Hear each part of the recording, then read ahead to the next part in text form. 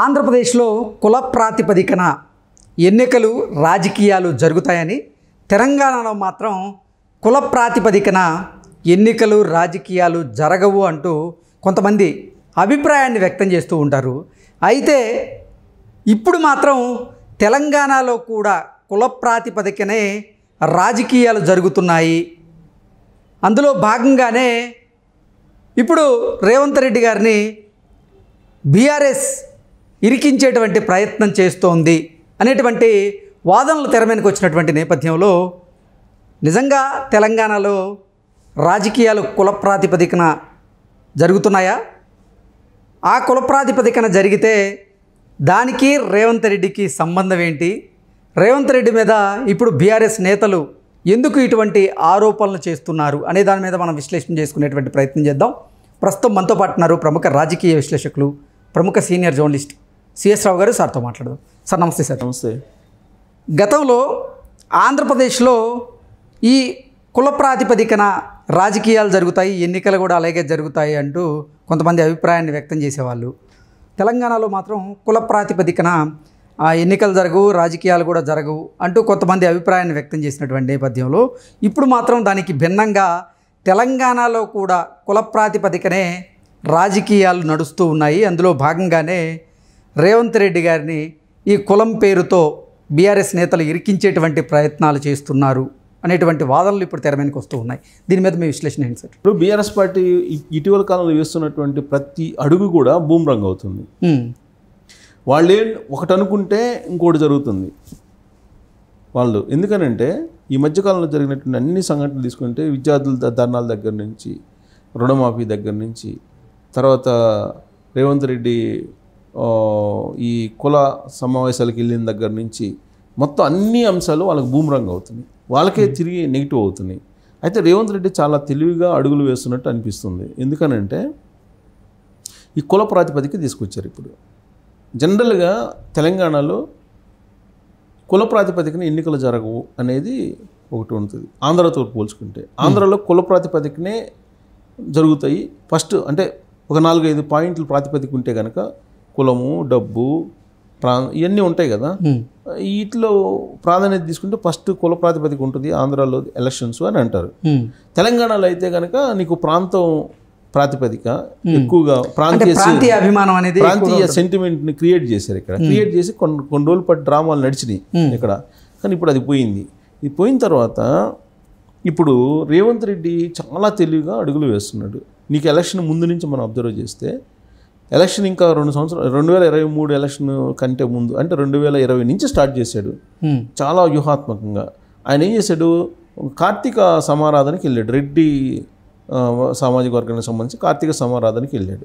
వెళ్ళి ఆయన ఏం చెప్పాడు, రెడ్డి సామాజిక వర్గానికి రాజ్యాధికారం ఉండాలి, ప్లస్ ప్రతి వాళ్ళు 10 ఎకరాలన్నా భూమి కొనండి, సో అన్ని కులాలు అప్పుడే మనకి సహకరిస్తాయి అనే యాంగిల్లో చెప్పాడు. అన్ని పార్టీల్లో రాజ్యాధికారం కోసం మనం ప్రయత్నం చేయాలి, అన్ని పార్టీలు కూడా రెడ్డి సామాజిక వర్గానికి ప్రాధాన్యత ఇవ్వాలి అనేటువంటి కామెంట్లు చేశాడు. చేస్తే అప్పుడు అది బాగా ఇదైంది, వైరల్ అయింది. ఆయన కుల ప్రాతిపదికన కుల రాజకీయాలు చేస్తున్నాడు అది ఇది అని చెప్పేసి అన్నారు. అయిపోయింది అది అన్నారు. ఆ తర్వాత అధికారంలోకి వచ్చాడు, ముఖ్యమంత్రి అధికారంలోకి వచ్చిన తర్వాత ఆయన హాజరైనటువంటి మొట్టమొదటి కుల సమావేశం ఏంటంటే కేజీఎఫ్, కమ్మ గ్లోబల్ ఫెడరేషన్. గ్లోబల్ ఫెడరేషన్కి వెళ్ళి కమ్మాస్ని ఆకాశానికి ఎత్తేసాడు. కమ్మాస్ ఏ విధంగా కష్టపడతారు, ఏ విధంగా డబ్బులు సంపాదించారు, కమ్మవాళ్ళని నమ్ముకుంటే ఎంత న్యాయం జరుగుతుంది అనేది కమ్మాస్ని ఒక ఆకాశానికి ఎత్తేసి మాట్లాడి అసలు కమ్మవాళ్ళ కన్నా మంచోళ్ళు ఎవరు లేరు, వాళ్ళని నమ్ముకుంటే ఖచ్చితంగా న్యాయం జరిగింది అనే యాంగిల్లో ఆయన మాట్లాడాడు. అది కూడా వైరల్ అయింది ఈ మధ్య. సీన్ కట్ చేస్తే మళ్ళీ క్షత్రియులు ఏర్పాటు చేసుకున్నటువంటి సమావేశానికి వెళ్ళాడు నిన్న మొన్న. వెళ్ళి క్షత్రియులు అద్భుతం, క్షత్రియులు తోటి కలిసి వ్యాపారాలు చేసినా లేదంటే క్షత్రియులతో కలిసి వాణిజ్యం చేసిన, క్షత్రియులతో కలిసి రాజకీయాలు చేసిన సక్సెస్ అయినది, క్షత్రియులంతా ఫెయిర్ ఎవరు ఉండరు అని చెప్పి క్షత్రియులతోటి మనం ఎప్పుడైనా లైఫ్ లీడ్ చేయాలి, అని చెప్పి క్షత్రియులను ఆకాశానికి ఎత్తేసాడు. సో కుల సమావేశాలకి వెళ్ళినటువంటి ముఖ్యమంత్రి ఎవరైనా ఉన్నారంటే తెలుగు రాష్ట్రాల్లో రేవంత్ రెడ్డి. ఓకే, అదే కేజీఎఫ్కి చంద్రబాబు నాయుడుకి ఆహ్వానం ఉంది కానీ రాలా. ఇతర కుల సమావేశాలకు కూడా పోడు ఆయన, కానీ రేవంత్ రెడ్డి వెళ్తున్నాడు. అయితే ఇక్కడ చిన్న పాయింట్ని ట్విస్ట్ చేసింది బీఆర్ఎస్ పార్టీ. ఏంటంటే సర్వాయి పాపన్న గౌడ సామాజిక వర్గం ఆయన జయంతి సందర్భంగా ఇన్వైట్ చేశారు.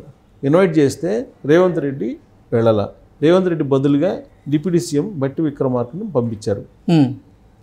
ఈ పాయింట్ని తీసుకొని అంటే అగ్రవర్ణాలు అయితేనేమో రేవంత్ రెడ్డి వెళ్తాడు, బీసీలు అయితే రేవంత్ రెడ్డి వెళ్ళడా అనేటువంటి ఒక ట్విస్ట్ ఇచ్చారు బీఆర్ఎస్ పార్టీ వాళ్ళు. సర్వాయి పాపన్న జయంతికి ఎందుకు హాజరు కాలేదు? మరి కేజీఎఫ్కి హాజరయ్యావు, క్షత్రియుల సమావేశానికి హాజరయ్యావు కదా, మరి సర్వాయి పాపన్న జయంతికి ఎందుకు హాజరు కాలేదు? అంటే బీసీలు అంటే నీ గౌడ్లు అంటే నీకు పడదు, బీసీలు అంటే పడదు, అందుకే నువ్వు రావలేదు అనేటువంటి యాంగిల్లో దీన్ని ట్విస్ట్ చేశారు. ఓకే, ఎవరు? బీఆర్ఎస్ పార్టీ వాళ్ళు. బీఆర్ఎస్ పార్టీ వాళ్ళకి తెలియంది ఏంటంటే ఈ మధ్యకాలంలో ఇందాక నేను అన్న వాళ్ళు చేసిన వాళ్ళకే బూమరంగ్ అవుతుందని. యాక్చువల్గా రేవంత్ రెడ్డి గత 2-3 సంవత్సరాల నుంచి ఈ ప్రాతిపదికనే వెళ్తున్నాడు. కారణం ఏంటంటే తెలంగాణలో ఎలక్షన్స్ నిజంగానే సెంటిమెంటు ప్రాంతీయవాదం అనే సెంటిమెంట్ తోటే జరిగినాయి గత దశాబ్ద కాలంగా కూడా. కానీ తర్వాత పరిస్థితులు మారిపోతాయి అనే సంగతి తెలుసు రేవంత్ రెడ్డికి. అందుకే ఎప్పటికైనా సరే కుల ప్రాతిపదికే కరెక్ట్ అనేది ఎంచుకున్నట్టు అనిపిస్తుంది నాకు. ఇప్పుడు వెలమ సామాజిక వర్గం అనేది ఎంత ఉంది తెలంగాణలో? నామినల్ 1.5-2 లోపలే ఉంటుంది. వాళ్ళు వెలమదొరలు. కానీ రేవంత్ రెడ్డి ఏమంటారు? పద్మనాయకులు అంటాడు ఆయన్ని. పద్మనాయక నుంచి వాళ్ళు ఇచ్చినటువంటి వాళ్ళు వీళ్ళు అని అంటారు. సరే, ఏదన్నా కానీ మొత్తం వెలములు 1.5% నుంచి 2% ఉంటారు, అందుకన్నా ఎక్కువ ఉంటారు. వాళ్ళకి రాజ్యాధికారం అవసరమా అనేటువంటి యాంగిల్లో తెలంగాణ సమాజాన్ని తీసుకెళ్తున్నాడు. గత 2 సంవత్సరాల నుంచి అదే ప్రయత్నం చేస్తున్నాడు. తెలంగాణలో ప్రధానంగా ఉండేటువంటి సామాజిక వర్గం ఏంటి? రెడ్డి సామాజిక వర్గం. అంటే అగ్రవర్ణాల్లో నేను చెప్పేది రెడ్డి సామాజిక వర్గం. ఈ రెడ్డి సామాజిక వర్గానికి ఎక్కువగా బీసీలతోటి అటాచ్మెంట్ ఉంది మొదటి నుంచి. ఎందుకంటే పటేల్ పట్వారీ వ్యవస్థ అప్పటి నుంచి కూడా అటాచ్మెంట్ ఉంది. దానికి తగ్గట్టు తెలుగుదేశం పార్టీ ఫ్లేవర్ తోటి వచ్చాడు రేవంత్ రెడ్డి. తెలుగుదేశం పార్టీకి అలాగే ఈ బీసీలకి అవినాభావ సంబంధం ఉంది. సో బీసీలు రేవంత్ రెడ్డితో ఉంటారు అనేది ఆయన అభిప్రాయం అయి ఉండొచ్చు. సో ఇప్పుడు క్షత్రియులు తెలంగాణలో ప్రత్యేకించి హైదరాబాద్లో మేజర్ పోర్షన్ ఉంటారు క్షత్రియులు. అంటే నీకు భీమవరం నుంచి అటు నుంచి వచ్చిన స్థిరపడిన వాళ్ళు ఇక్కడ వ్యాపారాలు కానీ కన్స్ట్రక్షన్ ఫీల్డ్లో కానీ చాలామంది ఉన్నారు క్షత్రియులు. అలాగే చౌదరీస్ ఇక్కడ చాలామంది ఉన్నారు. ఆ చౌదరీస్ని తన వైపు ఆకర్షించడానికి మొదటి నుంచి ప్రయత్నం చేస్తున్నాడు, సక్సెస్ కూడా అయ్యాడు ఆయన. సో వీళ్ళందరినీ ఏకం చేసి రాబోయేటువంటి రోజుల్లో పర్మనెంట్గా ఒక సామాజిక ఈక్వేషన్ రెడీ చేసుకుంటున్నాడు రేవంత్ రెడ్డి. ఓకే, దాంట్లో భాగంగా వెలమ అనేది 1.5% వాళ్ళకి రాజ్యాధికారం అవసరమా అనే యాంగిల్లో ఆయన సామాజిక ఈక్వేషన్ని చాలా చాపు కింద నీటిలాగా రేవంత్ రెడ్డి తీసుకెళ్తున్నాడు. ఆ విషయం తెలుసుకోలేనటువంటి బీఆర్ఎస్ పార్టీ నేను అనుకోవటం ఈ కుల రాజకీయాలని పైకి తీసుకొస్తుంది మళ్ళీ. ఇప్పుడు బీసీలది సర్వై పాపన్న జయంతికి రాలేదని అంటే అది వాళ్ళకి బూమరాంగే కదా. రాబోయే రోజుల్లో కుల రాజకీయాలు అనేది తీసుకొస్తున్నారు వీళ్ళు. ఆ కుల రాజకీయాలు తీసుకొచ్చినప్పుడు అట్టడుగున ఉంటాడు వీళ్ళు ఎవరు? వెలమలు అట్టడుగున ఉంటారు పర్సంటేజ్ ప్రకారం తీసుకుంటే. ఇక్కడ ఉన్నది బీసీలు ఎక్కువగా, ఎస్సీలు ఎలాగూ ఎస్సీ మాల ఎలాగూ కాంగ్రెస్కి ఉంటారు. ఎస్సీ మాల సాలిడ్గా కాంగ్రెస్ పార్టీకి ఉంటారు ట్రెడిషనల్గా కూడా. సో నీకు ఓటు బ్యాంక్ ఏముంది బీఆర్ఎస్ పార్టీకి? సామాజిక ఈక్వేషన్ చూస్తే అంటే రాబోయేటువంటి రోజుల్లో రాబోయేటువంటి ఎలక్షన్లో కేవలం సోషల్ ఇంజనీరింగ్ ద్వారానే ఎలక్షన్లు నడపాలనేటువంటి ఒక ప్రయత్నంలో భాగంగా రేవంత్ రెడ్డి చాలా వ్యూహాత్మకంగా వెళ్తున్నాడు. ఆ బొట్లో బీఆర్ఎస్ పార్టీ పడిపోయింది. ఓకే, సో సామాజిక ఈక్వేషన్ ప్రకారం ఎలక్షన్లు జరిగితే బీఆర్ఎస్ పార్టీ అడ్రస్ కూడా ఉండదు తెలంగాణలో. Okay sir, thank you so much. Thank you.